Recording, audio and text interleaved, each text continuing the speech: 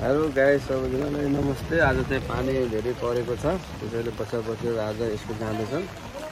Hello guys, हेर्न सक्नुहुन्छ यहाँ चाहिँ अब मेरो छोराछोरी यहाँ स्कुल जाँदैछन्। पानीमा पानी परिरहेको छ। ल छातो गर्दिनु छोरी। हेलो हाई गरिदेऊ। जाऊ छोरा पनि।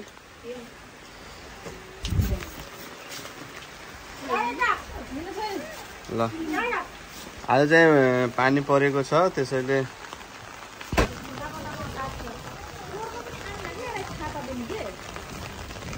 छोरी हेर त, मेरो छोरीलाई चाहिँ एकदम ड्रेस चाहिँ एकदम मिलेको छ, राम्रो छ, हेर्न सक्नुहुनेछ। अनि छोरी चाहिँ गइरहेछिन्, मेरो छोरी पढ्नको लागि। हेर्नुहोस्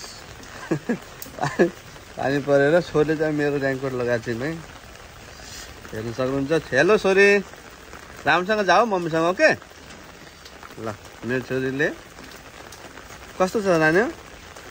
ल आज चाहिँ पानी परेको छ हाम्रो कोवलपुरमा। पानी परेको हुनाले यहाँ बच्चा बच्चीहरू सबै स्कुल जाँदैछन्।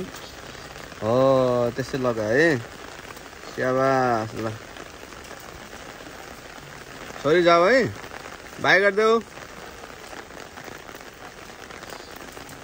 राम्रोसँग लगा है।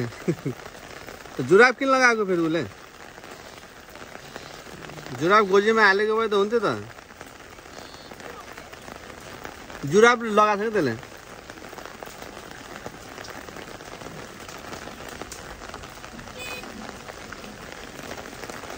हेलो